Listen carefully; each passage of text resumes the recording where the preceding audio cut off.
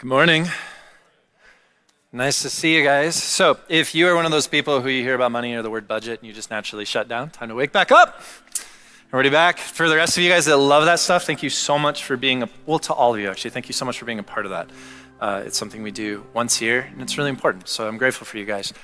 We are in week 2 of this series called Baseline, where we're looking at the book of Galatians, which we're gonna be working through for a little bit here. So join us at home, read through this on your own as well. When Paul, who's the writer of Galatians, starts the book, the very first thing he does, this is amazing, the very first thing he does is he talks about how important the gospel is. And he talks about how there were some people that were trying to add to it. Glenn referred to this last week as gospel plus.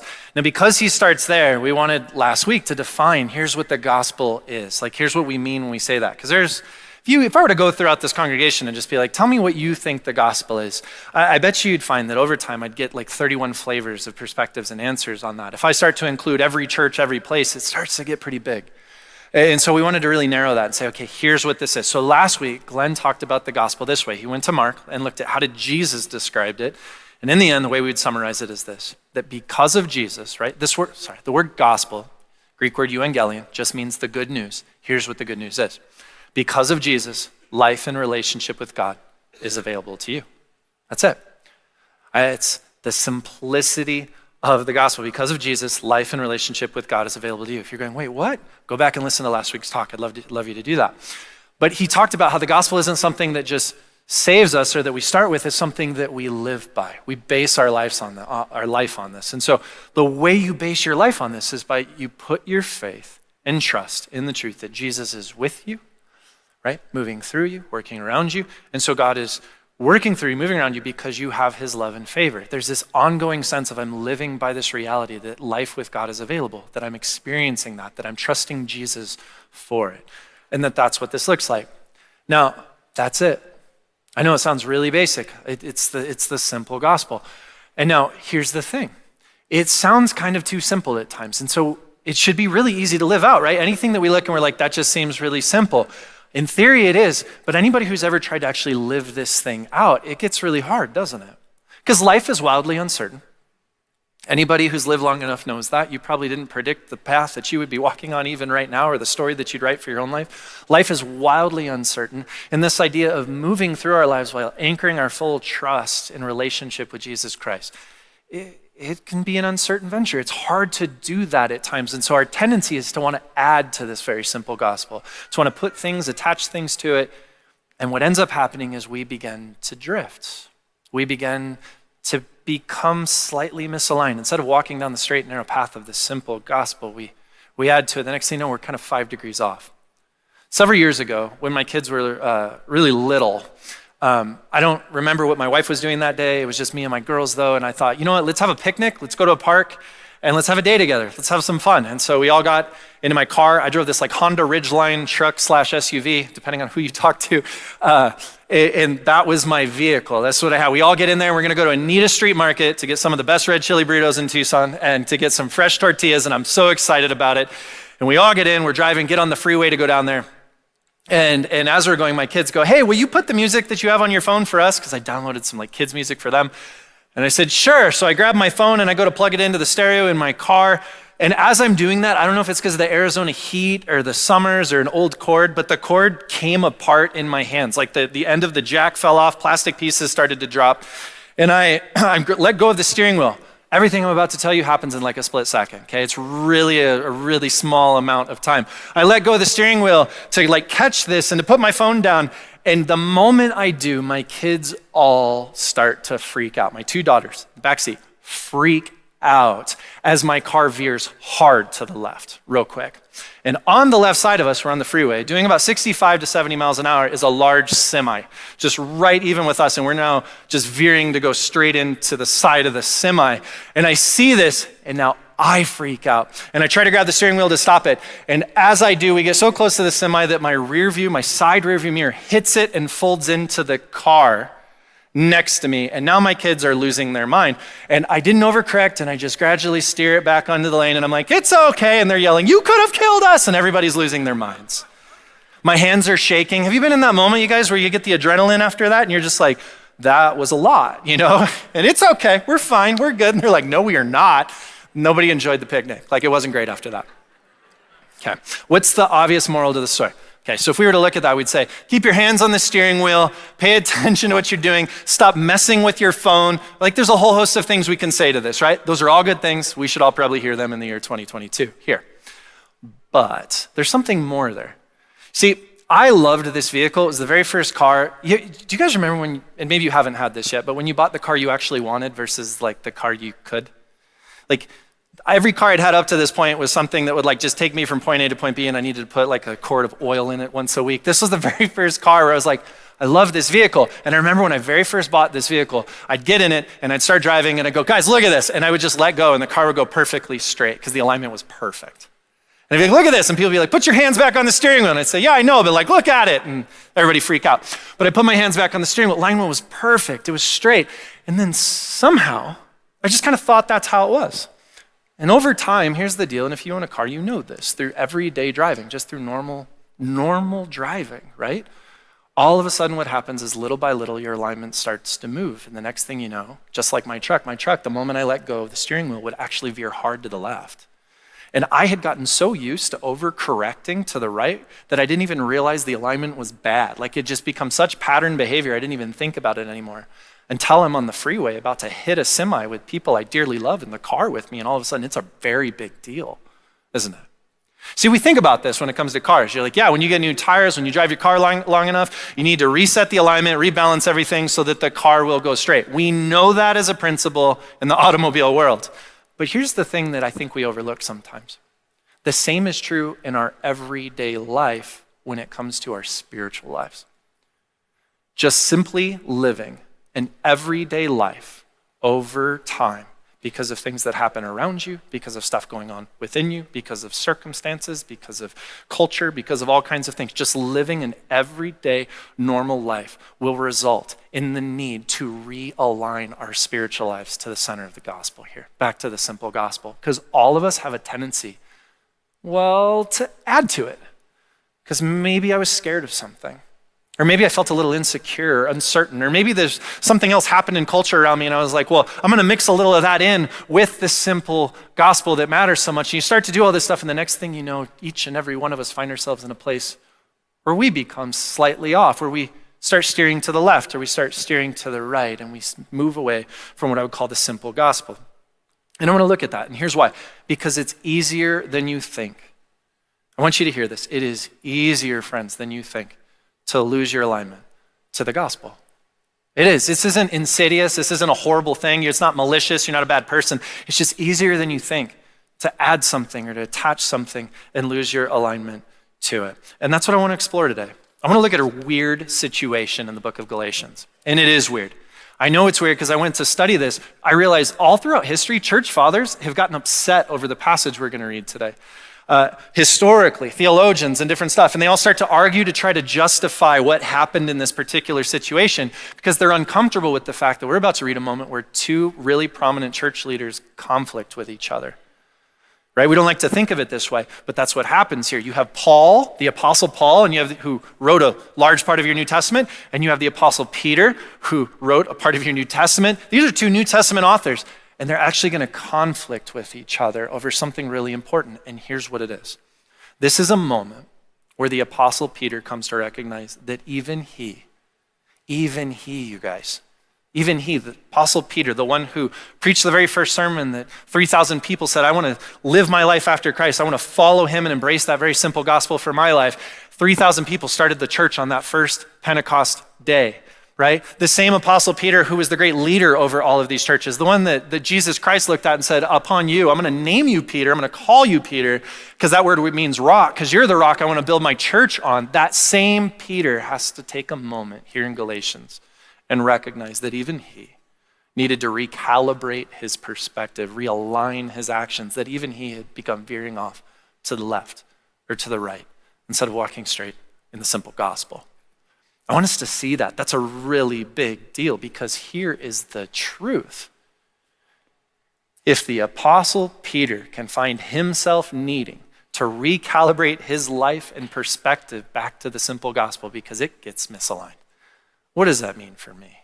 And what does that mean for you? I think there's just an opportunity here for all of us, not because you're good, not because you're bad, just because life happens, and every now and then we need to recenter and we need to recalibrate. And so that's what we're going to look at. Galatians chapter 2 begins at verse 11. It says this, and as I read this, when I read the word Cephas, I want you to hear the word Peter. I know that sounds weird. I'll explain it in a moment. Galatians chapter 2, verse 11 says, "But when Cephas came to Antioch, this is Paul writing, I opposed him to his face because he stood condemned. For before certain men came from James, which is the leader of the Jerusalem church, he was eating with the Gentiles," which are non-Jewish people. "But when they came, he drew back and separated himself, fearing the circumcision party. And the rest of the Jews acted hypocritically along with him, so that even Barnabas was led astray by their hypocrisy. But when I saw that their conduct was not in step with the truth of the gospel, I said to Cephas before them all, 'If you, though a Jew, live like a Gentile and not like a Jew, how can you then force the Gentiles to live like the Jews?'" So if you hear all of this and you're going, "I hear you, I'm not quite sure what's happening," let's unpack that so that we can all be on the same page for a little bit here. I want to talk through what we just read. First, let's just start with Peter. So you just heard the word Cephas, and I told you to, when you hear that, to hear the word Peter. Here's why. Cephas is the word for rock in Aramaic. In Jesus' era, in his time, people audibly spoke most often Aramaic. So when you hear Cephas, they're just using the same word for Peter, but just in Aramaic. The word that be written in Greek, right? The written word was in Greek, and that would have been Petros, which is where we get Peter from, which also means rock. So when you hear those two, it's just a question of whether we're quoting Aramaic or we're quoting Greek. And I know that's kind of confusing. When you go to read through your like a Greek New Testament, you'll see it. It happens frequently that's in there. So we're talking about Peter here. And the thing I want you to see is that Peter was absolutely instrumental in opening the doors of the church to people who weren't Jews, right? The Old Testament has this really long historic story about God doing something unique through this people called the Jews so that he could come to bless the whole world. And you watch this narrative unfold through the entire Old Testament. And then Jesus comes, lives, dies, rises again, leaves Peter and the disciples to begin the church. And it's still pretty much a Jewish endeavor at this particular moment as you see it. And then Peter has two really significant moments that impact not just the church he was a part of, all church forever, you and I, and they're huge. I want you to see them. One, he has this vision from God where he sees all of these things that were unclean according to Jewish law being lowered down on a sheet from the heavens. It's this vision he sees. And as he sees it, he hears this voice say, "Do not call common what God has made clean." And this becomes the moment where Peter realizes all of that law, all of that stuff that I was following, all of these things that I was abiding by, God is no longer looking at this through the lens of in or out, clean or dirty, but that he has made this thing clean, so don't keep living that way. Don't keep embracing your life this way. And the way that it gets applied is way beyond just animals and things lowered down on a sheet in a vision. Right after that moment, a man comes to Peter who is a Gentile guy who has questions about God. And Peter goes, the guy puts his faith in Jesus Christ, believes in the very simple gospel, and Peter baptizes an entire household of non-Jewish people into the church on that particular day for the very first time. And it was huge, you guys. That moment throws the doors wide open where it says, this isn't a special story for some people. This is for everybody. Peter was instrumental in this. And then there's a second moment. Tensions start to get built. And people start to get frustrated that Jewish people who'd been following the law, who'd been practicing this ritual of circumcision as a sign of a covenant between them and God, and following all these behaviors and all of this order, are now watching non-Jewish people just believe in a very simple gospel. And they said, no, these people need to recognize they're saved by the grace of Jesus, but they need to live by the law. So they get in the doors because of Jesus, but that's not how they're supposed. But then once you're in, you've got to live by the law, and you need to go back and you need to do these same things. This is important. And they have a big council about this because people are at each other's throats and they're frustrated. And Peter stands up in the middle of that council in a very pivotal moment. And he says something so honest that I wish religious people would say more often. And he says, let us not heap upon their backs the very thing that we have been carrying that never worked for us. Super honest moment where he goes, we've been trying to live this out forever and it hasn't worked for us. Why would we prescribe the same thing to them? Let's keep it to the simple gospel. Let's make it as easy and clear as possible for people. And this becomes huge as all of a sudden more and more non-Christian people, more and more non-Jewish people become Christians and embrace that simple gospel. As churches are planted and amazing things are happening all over the place. That's Peter. He's this instrumental, amazing person that helped open the doors because God moved significantly in his life to all these non-Jewish people. Do you see it? I want you to see it. Because that's what you need to bring with you when you read this passage in Galatians that we just read. Because now when you come back and you're reading this moment in Galatians, you go, wait, what? Something shifted. Do you see it? It's like the alignment changed. Where he was once walking in this one straight way, now all of a sudden he's veering off to the left or to the right. And so Paul looks at him, and let's summarize what we read earlier. Paul looks and he says, look, when Peter came to the Gentile, not Jewish, but Gentile city of Antioch, right? When he came here, it was great. He comes in and everything seems really good. And then I realize something's off. And he says, so I opposed him to his face because something he was doing was wrong and it was hurting people. That's why this was like a public thing. Because it was hurting people. It was impacting a bunch of people. And then Paul keeps explaining. When he got there, it was all good. And he was eating with people, and we shared meals together. Now you have to understand, when it says that he ate at their table, it's not like where you're like, hey, do you want to go to McDonald's after this? And maybe we can hang out, we can talk, go grab a movie. It's not what he's saying. When they talk about eating together, that's what churches did. You'd come together, you'd teach, you'd pray, you'd do these things, and then you'd share in a meal together, and communion was actually a part of that meal. So when it says he sat at their table, this is like fellowship of a religious means. This is the church coming together as friends and family and people all binding themselves together because of their shared faith in Jesus Christ. This is a powerful thing. And it says Peter came in and he starts hanging out with everybody and he's sharing meals and he's living life and he's doing all this stuff and it all seems great. And then he starts shrinking back. That word that's used in your Bible for moving away, for separating, isn't a hard sever. It's this idea of slowly kind of moving away until you're disconnected from this thing. You're separated from it. It starts shrinking back. Why? Well, it's because these other guys from the Jerusalem church, these Jewish people who thought that we should all still be living according to the law and doing these things, came in and they had all these perspectives and opinions, and Peter just sort of acquiesced to all of this stuff and separates himself from all these Gentile people. And he goes, and you know what happens? The rest of the Jews see this and they start to do the same thing. And he says, even Barnabas did this. If you don't know who Barnabas is, Barnabas is a guy who actually had devoted much of his life, he was a church leader, to planting churches in areas where Jewish people did not live. So Barnabas had created a bunch of churches and led a bunch of non-Jewish people into the very simple gospel of Jesus Christ. And even he starts to separate himself out to favor the Jewish people and move away from the non-Jewish people that were in the room, this notoriously good guy. And Paul says they're acting like hypocrites. He calls them out on it. You know, when you read the word hypocrite, it comes from a word in the Greek theater that essentially was when you wear a mask to disguise who you really are and what you really think. It's when you play act, right? So nobody can see this thing. It's mask wearing. Calls them hypocrites. Says that's how everybody's acting. If you're wondering what's going on here, here's what's happening. Paul's essentially looking at Peter and he's going, what happened to you? He's looking, he's going, what happened to the guy who had the vision of the sheet, who then went and baptized the very first Gentile household and welcomed them into the church? What happened to that guy?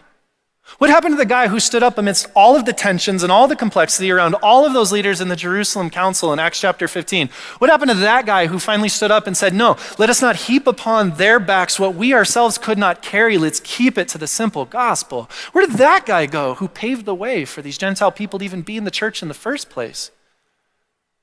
What happened to you, Peter? When did you lose alignment to the simple gospel? Come back center. And that's what this whole confrontation is about. See, Peter had slipped out of alignment somewhere over time. And the passage tells us why. If you're going, what did happen? Why? It's right there in the passage. It's subtle, but it says it. Galatians 2, verse 12. But when they came, these Jewish people from the Jerusalem church came, Peter drew back and separated himself. Here's why. Fearing the circumcision party. He was afraid. He was afraid. See, more often than not, when it comes to us, right, there's this beautiful thing that we embrace with our lives about this simple gospel, that life with God is available to all.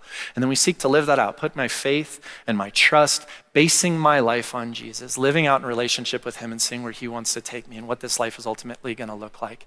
And then you jump into your life and all of a sudden you get a little afraid. And you go, what if I need more? These other people said something different. What if they're right? What if this happens? And it starts to create this kind of insecurity in us at times. It starts to create this kind of fear. Fear's not a bad thing. You shouldn't condemn yourself for having fear. You're a human being. A fear response is really normal. If you have no fear, you're going to go do really daring things that get yourself killed all the time. I mean, once, right? You know what I mean? So fear's a really normal thing. What this is saying is don't let fear place both hands on the vehicle and start driving things.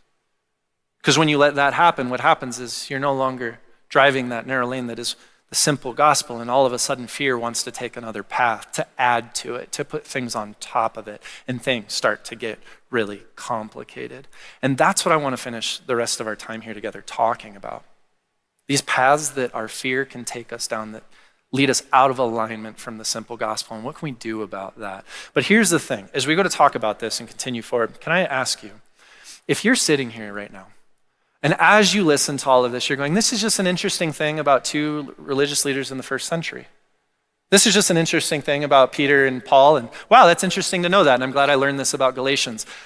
I want you to take a step inward for just a second and be open to the fact that I think, just like Peter, each and every one of us probably have an opportunity in some way, shape, or form to recalibrate our own lives, our own hearts, our own perspectives, back to the simpleness of the gospel here.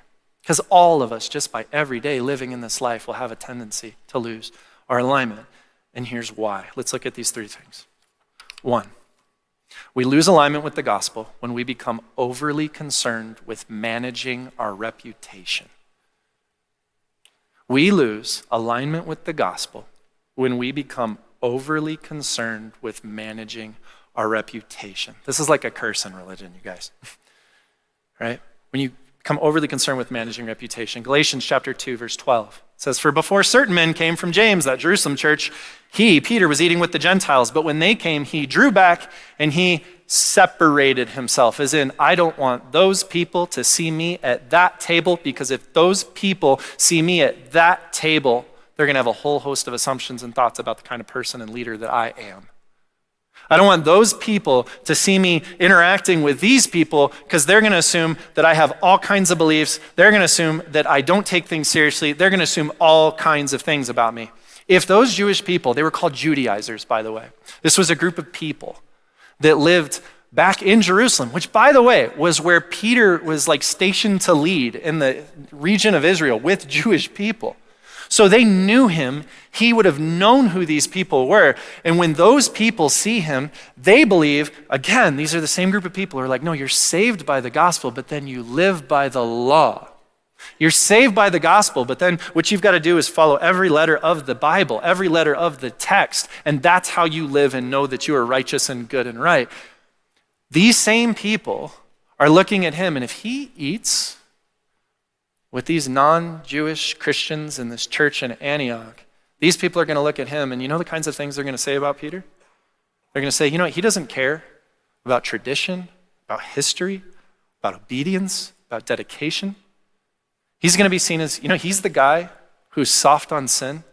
He's the guy who thinks that you need to become like the world in order to minister to the world. He's the guy who gets to pick and choose, who thinks he can just pick and choose what parts of the Bible he wants to hold as true and what parts of the Bible he doesn't. He's the guy who's going to be the leader who's all about the love of God and all about the grace of God, but is ignoring all that justice and all that stuff in the Old Testament. That's what he's going to be. If they see him sitting with those people, his reputation is at stake, and when he goes back home and when they go back home, it's probably going to cost him a little bit. And I feel for Peter. He probably was working through a lot.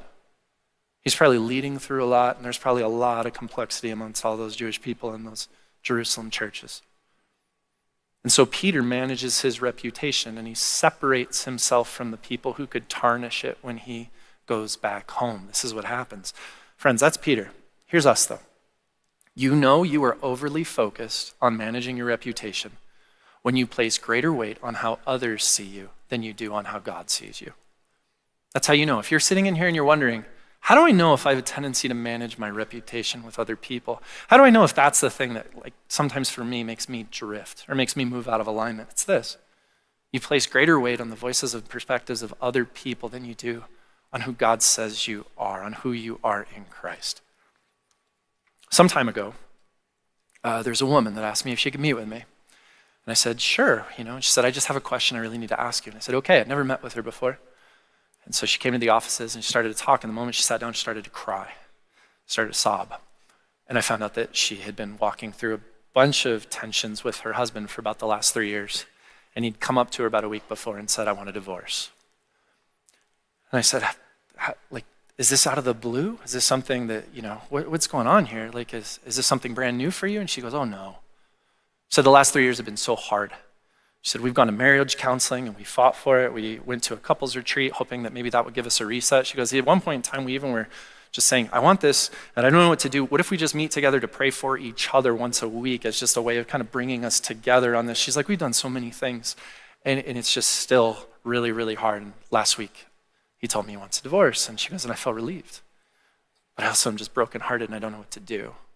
Because they'd been in this for a while. She's crying. And it was at that moment that I go, wait, like, it's really good to sit with you and just care. And sorry for the complexity you're walking through, but I know you had a question.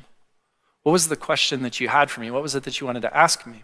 She said, oh yeah, this is it. She said, I want to meet with you because I wanted to ask you, after I get divorced, is it okay if I still attend this church? The reaction that follows for me is not a good one, guys. I'm just going to say this. I laughed.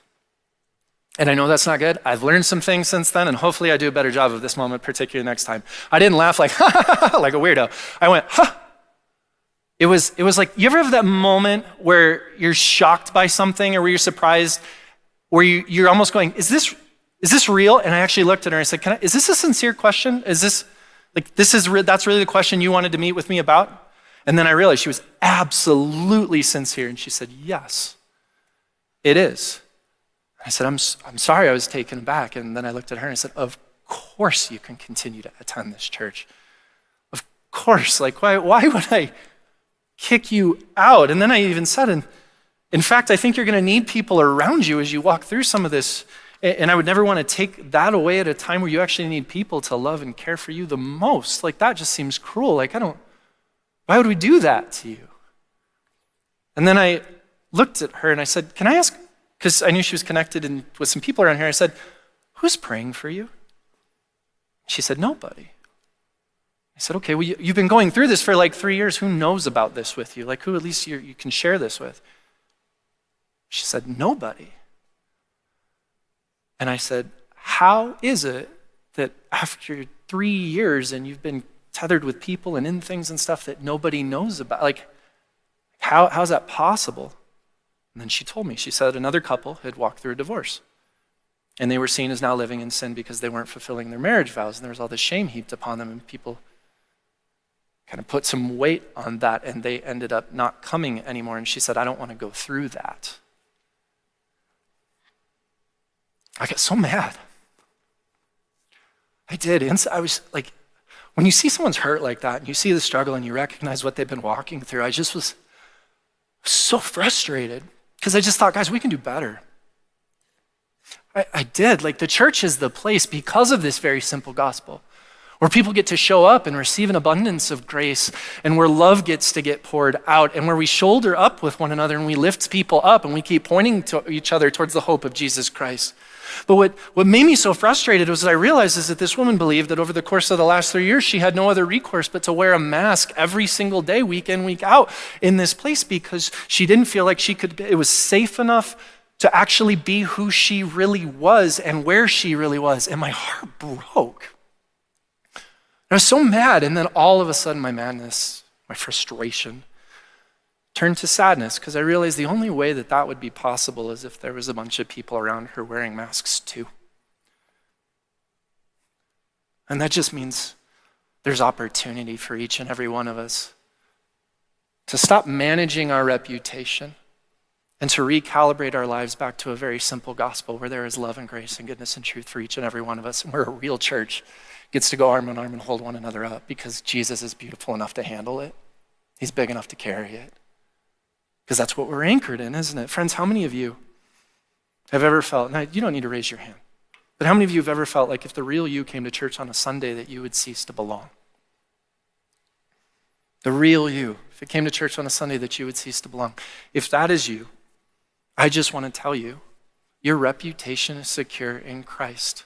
The gospel is here for you. The good news is yours. Center your life on it. How many of you are exhausted from all of the work it takes to wear a mask all the time for fear of losing reputation with people around you? Because it's tiring to put that on forever. It's frustrating and you feel diminished and you can grow numb along the way.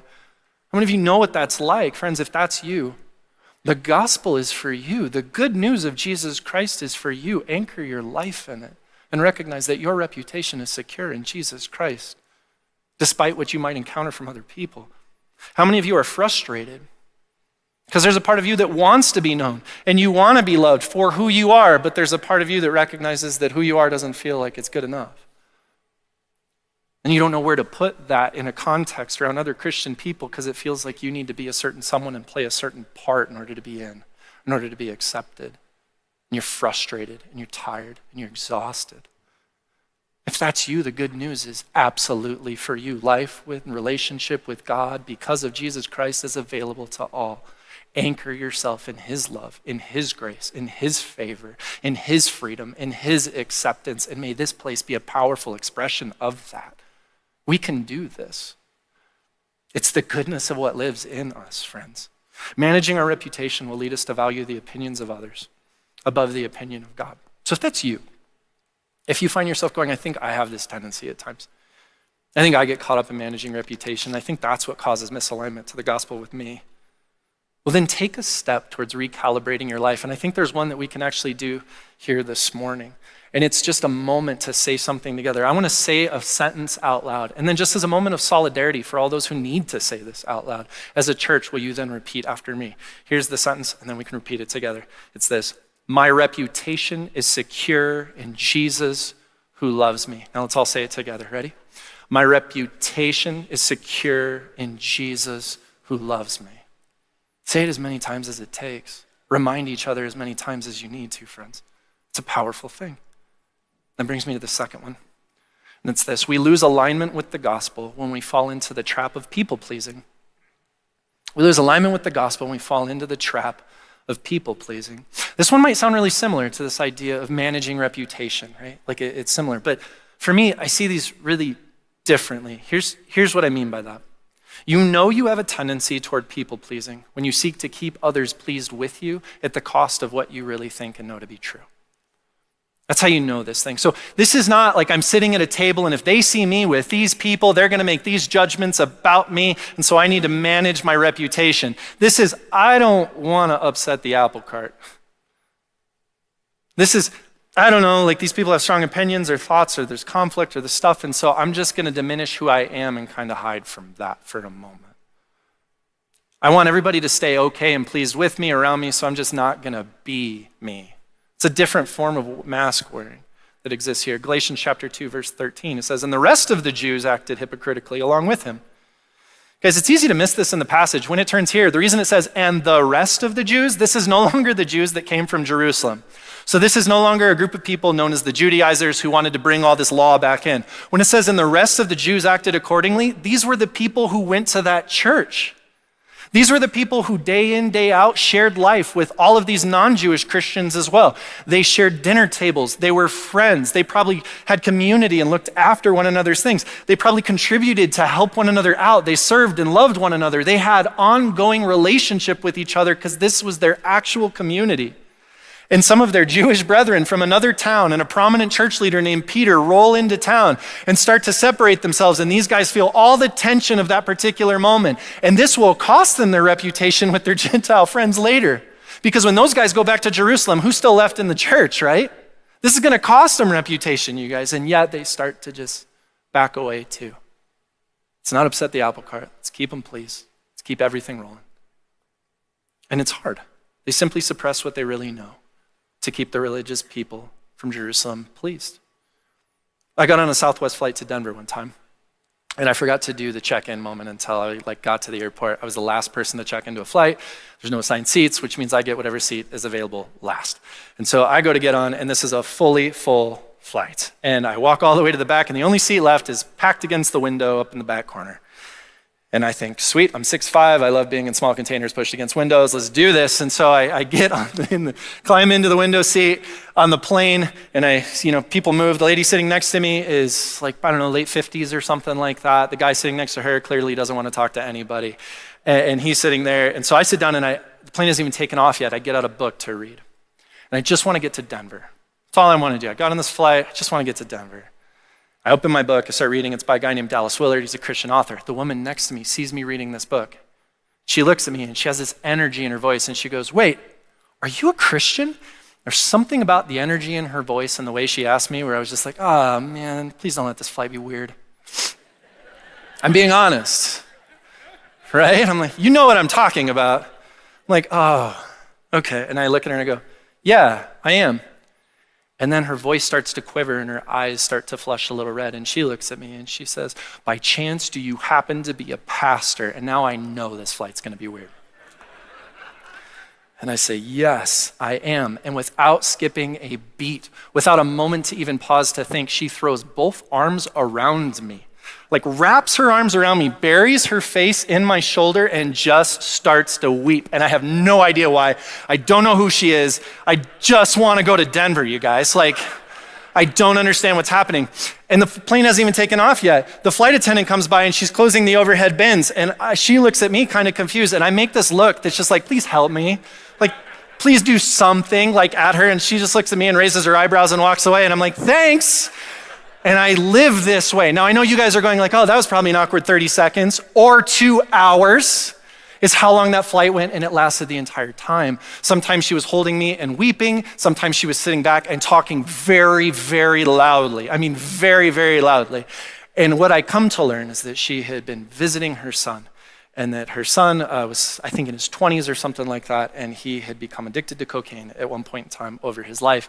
And that he'd since gone to a rehabilitation clinic. He'd gotten his life straight. He'd been sober for between 6 months and a year, which is a huge deal. That's awesome. And she'd been out to visit him, and she got to meet his girlfriend for the first time.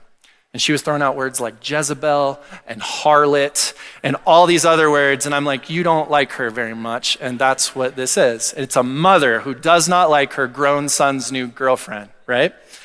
And she's weeping on me. And guys, I'm not being dramatic when I say that when she would lift her head, I would have a wet shoulder and there was snot on my shirt.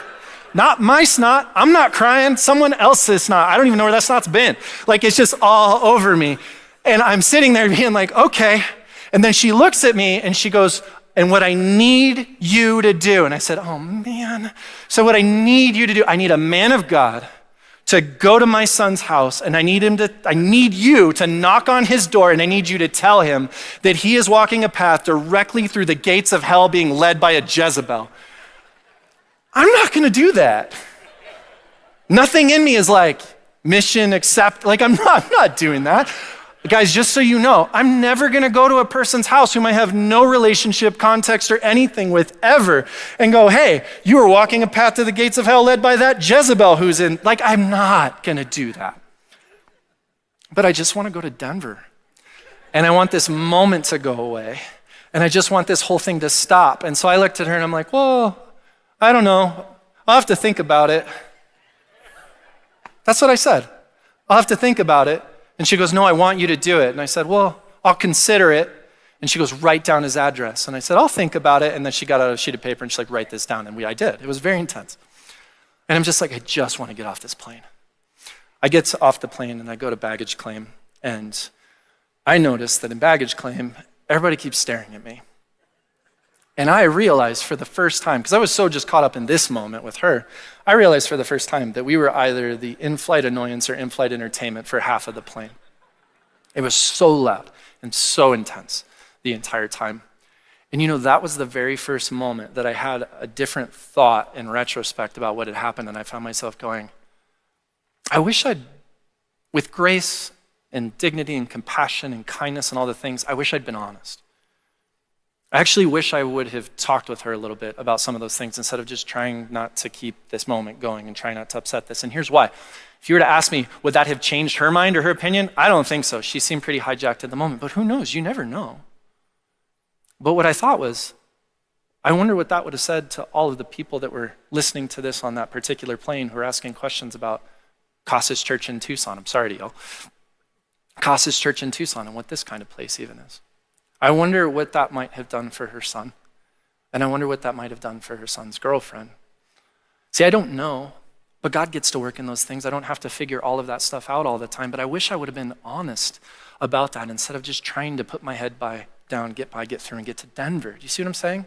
See, what we don't realize is that when you fall into the trap of people-pleasing, it's never just you. There's tends to be other people in those moments who get caught up in the crosshairs of that stuff. There's other people who become an audience, and this is what we end up seeing in the church in Jerusalem. For Peter, it was an entire group of Jewish people, Jewish Christians in Antioch who were part of that church, and even Barnabas, the church leader, who now start taking a step backwards. For me, it was the people on the plane who had no choice but to listen to this entire thing for 2 hours, or even her son or his girlfriend. See, maybe for you, you move out of alignment, or you move away from the simplicity of the gospel because you simply go along with all the thoughts and opinions of the strongest voices around you because you just don't want to upset the apple cart. And so you constantly suppress and push down and hide the things you really think and feel and know to be true. But if that's you, trust what Christ has done in you. Trust the simplicity of what it is that you stand upon. Take a moment here to recalibrate your life to the gospel by reminding yourself of the following. And I'm going to say this out loud once again, and then I'd love us to repeat it all together. And it's this. I don't have to please people because I have God's favor. Let's all say it together. I don't have to please people because I have God's favor. We'll get it next time. Right? This is huge. That word for favor, it's simply the word grace. Right? Favor is the unmerited grace of God, or grace is the unmerited favor of God. That's what it is. You have this. There's grace upon grace upon grace for you. You don't have to please everybody else. You have it. Trust it. Base your life on it. Third thing. We lose alignment with the gospel when we begin to worry we are being fooled. Galatians 2:13 says, and the rest of the Jews acted hypocritically along with him so that even Barnabas was led astray. I find myself asking this question. If Barnabas is this prominent church leader who went around starting churches for non-Jewish people in non-Jewish areas, right? In areas of Rome, for the Greeks, all these stuff. If that's what he did, how did he fall into this same mess? If these are like his people and he started these things, how did he end up in this same place? Isn't that fascinating? No, I don't know exactly, if I'm honest, but I have a hypothesis for why this happened.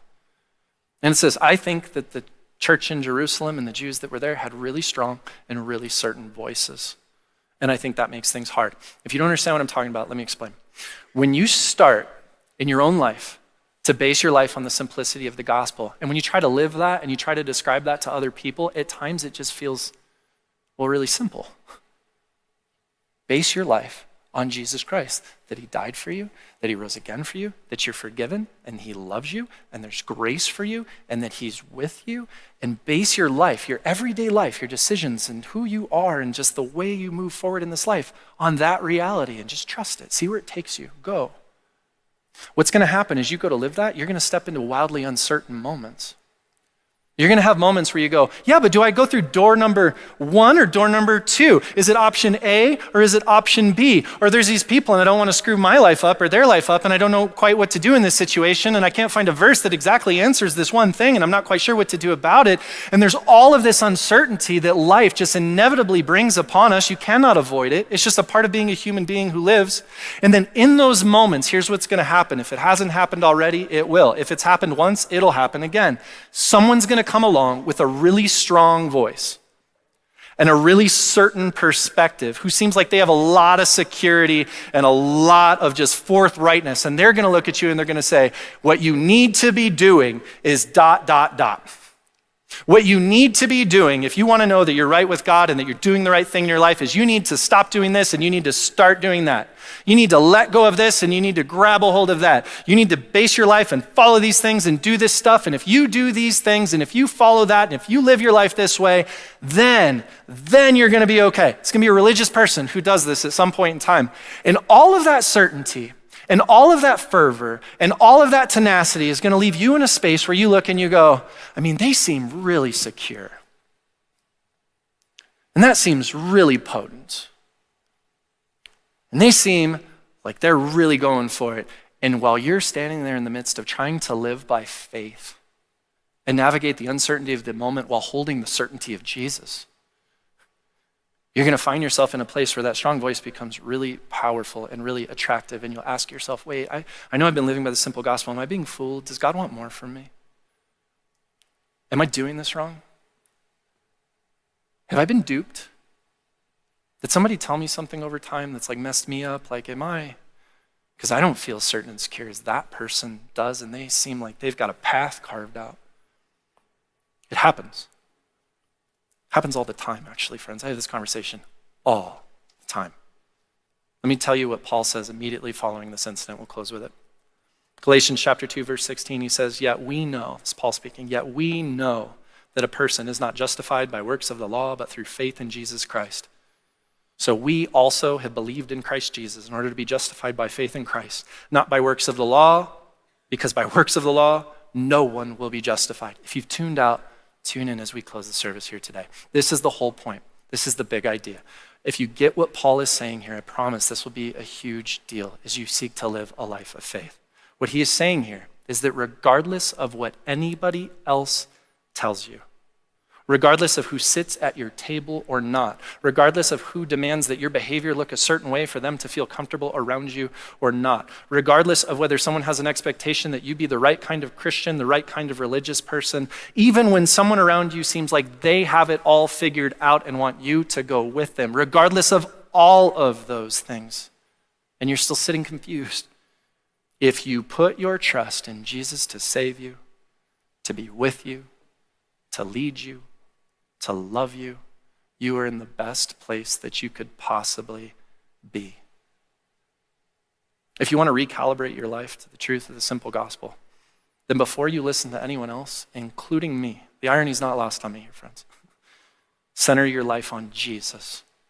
Trust that he is in you, he is with you, and that he is for you. And as a step in closing towards recalibrating that all together, one more thing to repeat. I'll say it first, and we can all say it together. It's this. My life is secure in Jesus Christ. Ready? My life is secure in Jesus Christ. Let's pray. God, we come before you today and we thank you. Thank you for this group of people. I thank you that you're with us. I thank you that the gospel is simple. It's hard at times and it feels uncertain, but I thank you that it's simple. Give us the courage and the audacity to place our trust in you. Give us the encouragement of one another to just cheer one another on, Lord. Unite us together as a church that bonds together over what it is that we are united in the simple gospel, Lord, the truth of your Son, and pull us forward together that we might do great things to love this world in the very same way. We love you and we praise you. In Jesus' name we pray. Amen. Friends, before you go, if you're new here, it's awesome to have you.